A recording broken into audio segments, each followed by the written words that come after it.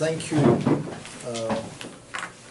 Thank you, Dr. Newsom. When we start thinking about this conference, we decided to do that on today, December 5th, and as some of you may know, this is a special political day in France because we have a big strike, and it's a very scary day for the government. So because we have 9 hours difference, I'm in touch with my colleagues from Paris telling me what's going on and whether this strike would be a big one, a small one, or in any way how things are going on. And as far as I understand, it is a big movement. The government is afraid that this strike will last. And the reason why I'm talking about it, it's because it's directly linked with the subject of today. Can the French President Emmanuel Macron reform the country after the Yellow Vest protest a year ago? Just to clarify a few things, I will probably say that the idea is to see what was exactly the Yellow Vest movement and to see whether it's difficult or not to reform the country. We just started to talk about with one of our colleagues just here whether this country is more difficult to reform or not. We will talk about it later on. And I suspect I have 25 minutes or so, and after that we'll have some questions. Just before the movement started a year ago, to tell you how was the atmosphere of the French government. The young leaders, the Macron team, thought in October, November, beginning of November, that the country was going very well, that most of the new government agenda was done and it was perfect. They were thinking, we were in 2018, and they were even thinking about re-election. They were focused about re-election.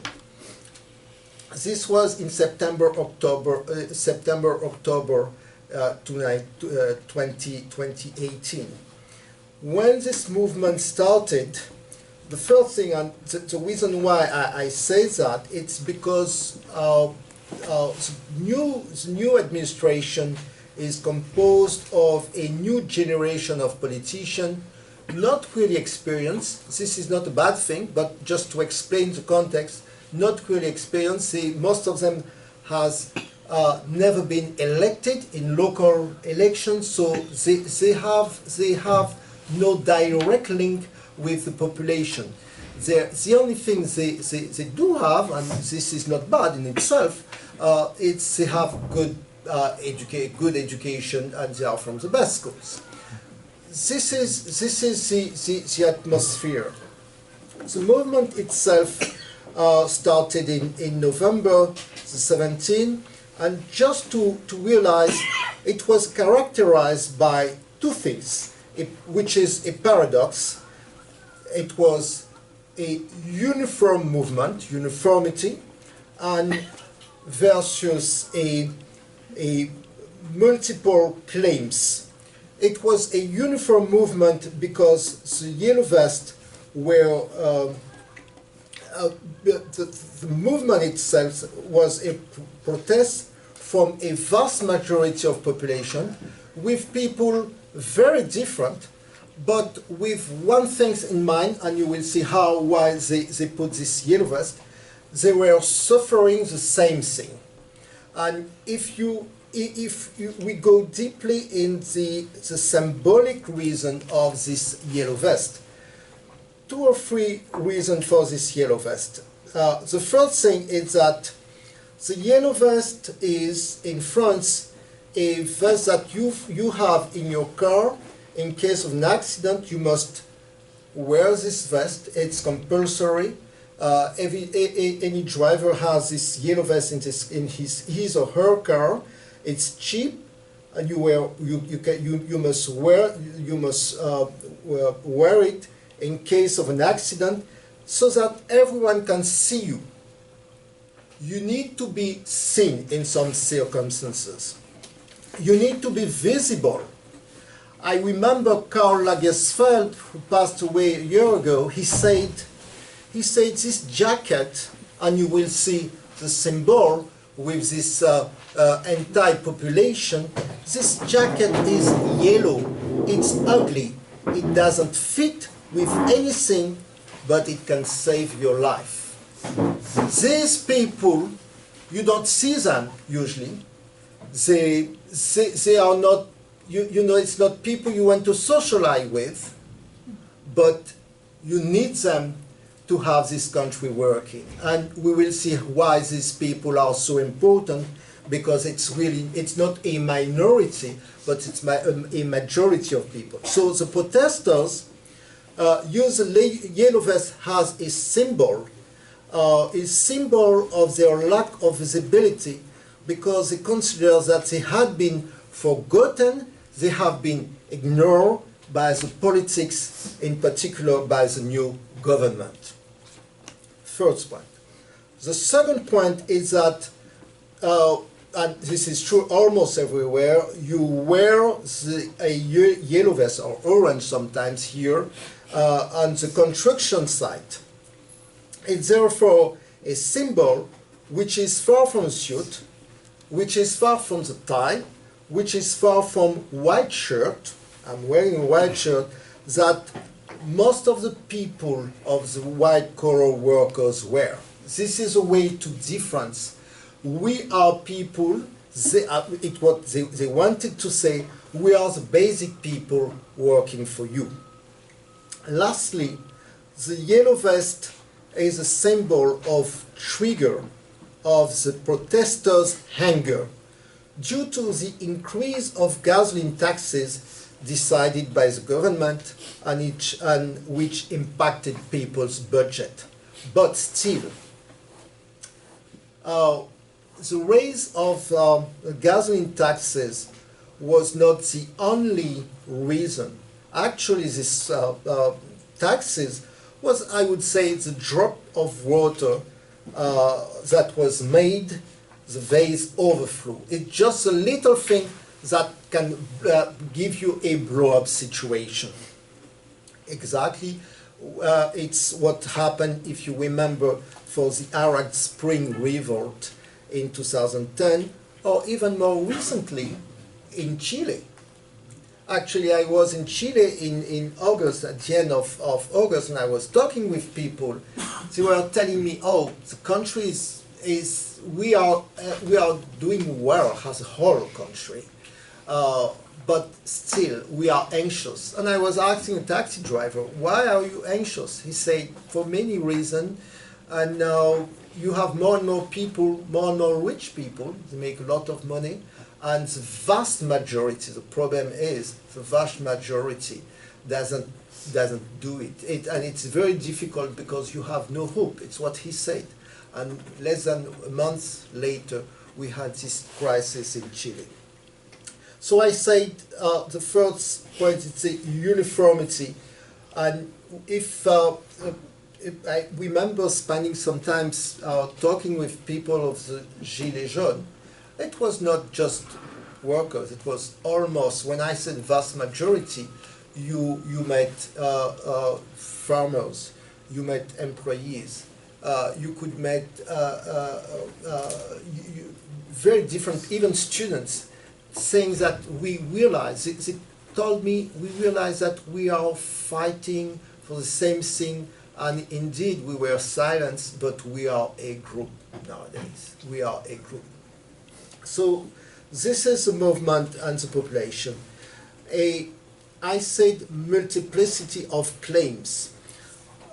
When I mentioned when the movement started, the protesters wanted to react against the decision of the government to increase gasoline taxes.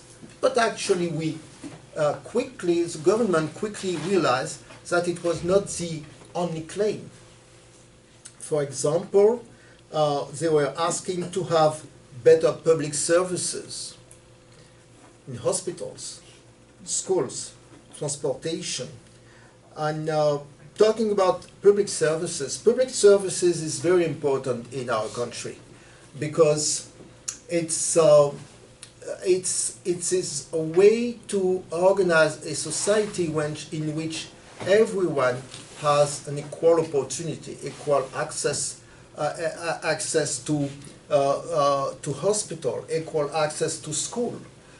When you realize, when you think about the price of a public school here in the United States, when you think how much it costs, in France there is there's a huge difference. I don't remember here, one-year school, broadly speaking, in Berkeley, it's what, 20,000, 30,000 euros, dollars a year, let's say 30,000.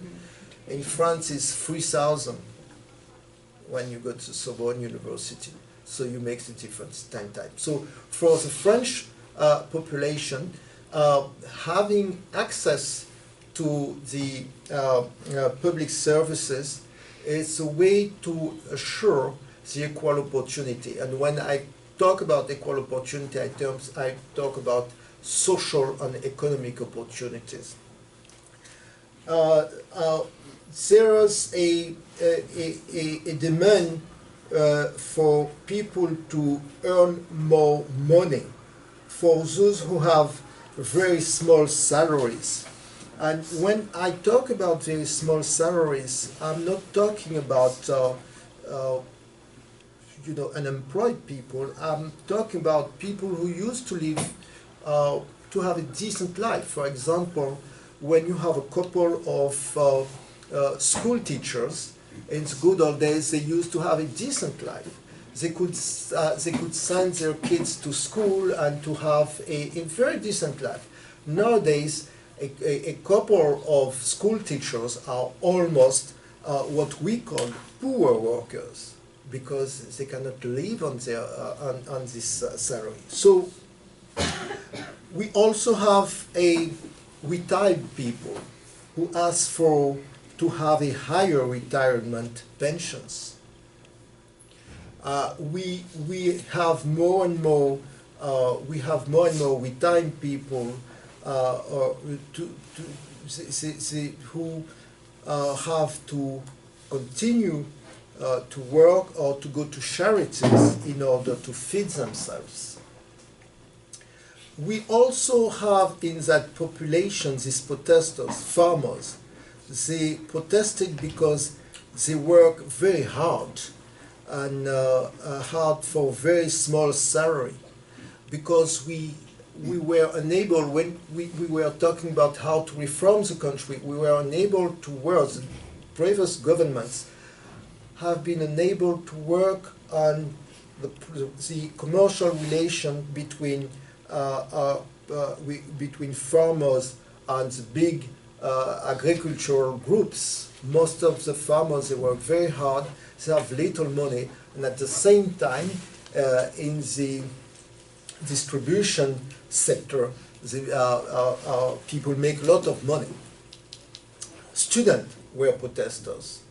Students were protesters because a large majority of students today have to work very hard in order to pay for their rent, to pay for their study, to pay for their living, to live every day, and this jeopardizes their future and the success of their studies. In other words, this movement, this multiplicity of claims express one thing very particular, is a breakup of what we call in French système républicain, pacte républicain, Republican Pact.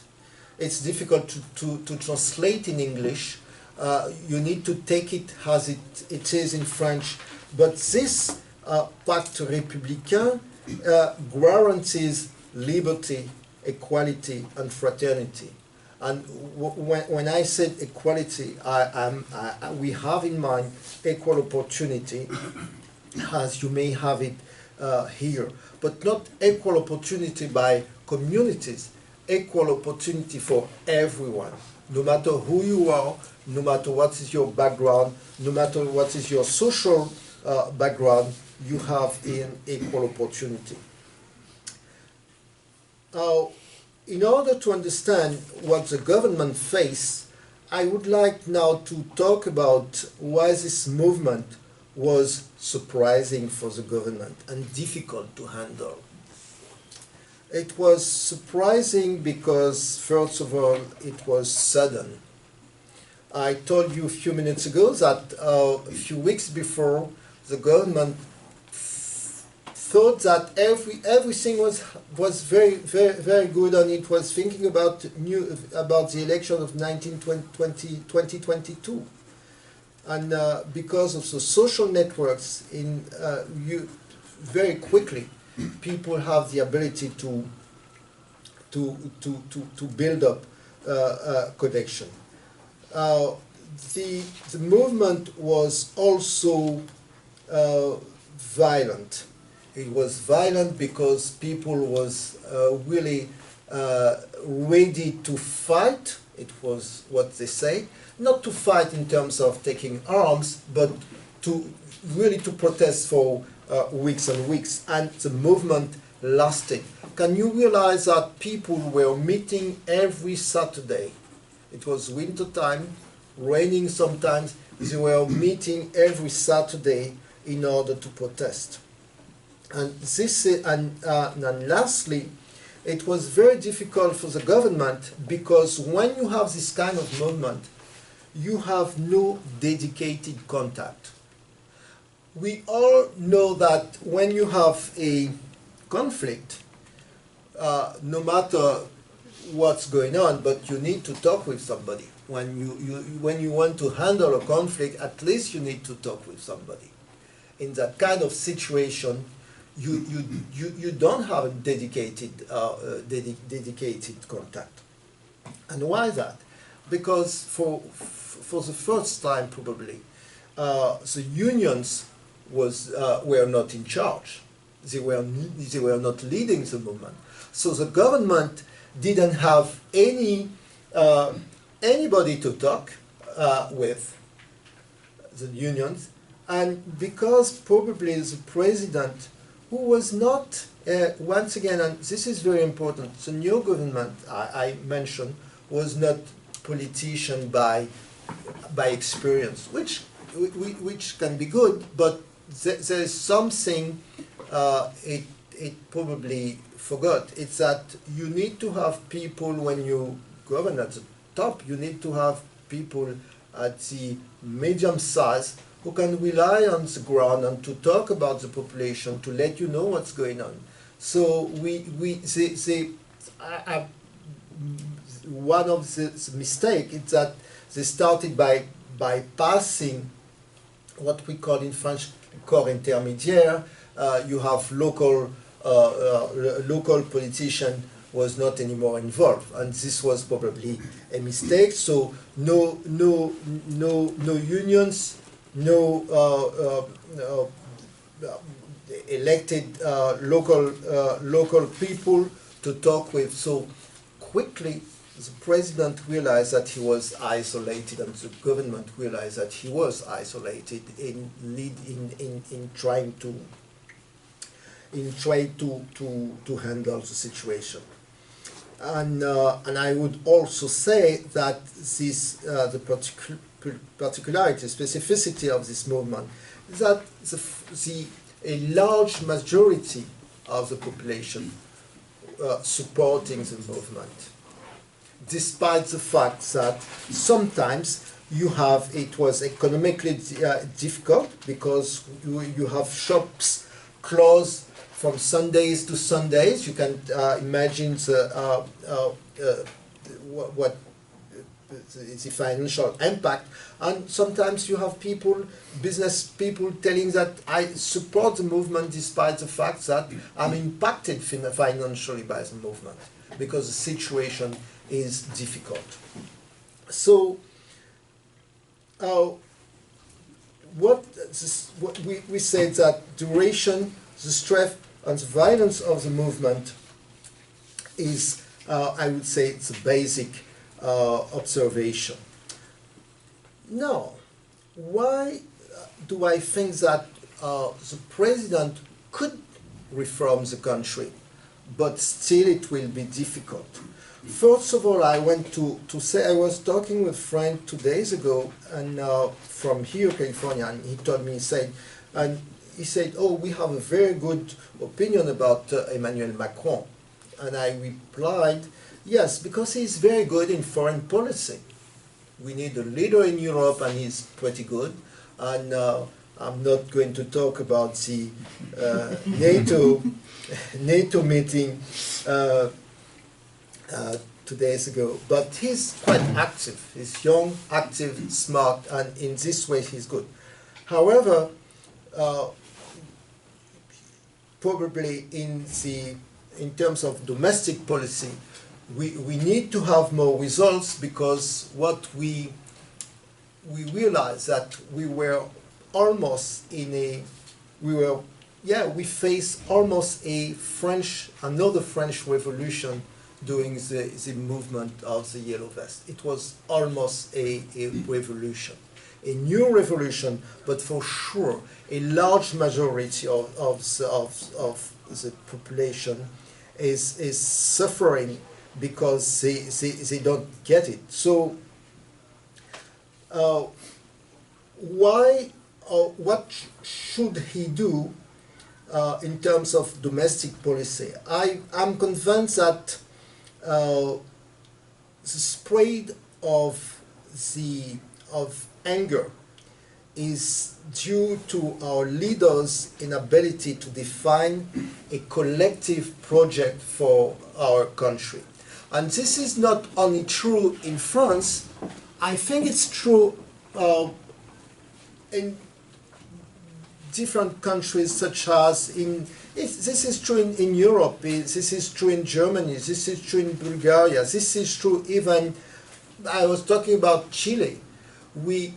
I think the French president is facing this lack of collective project, a real policy.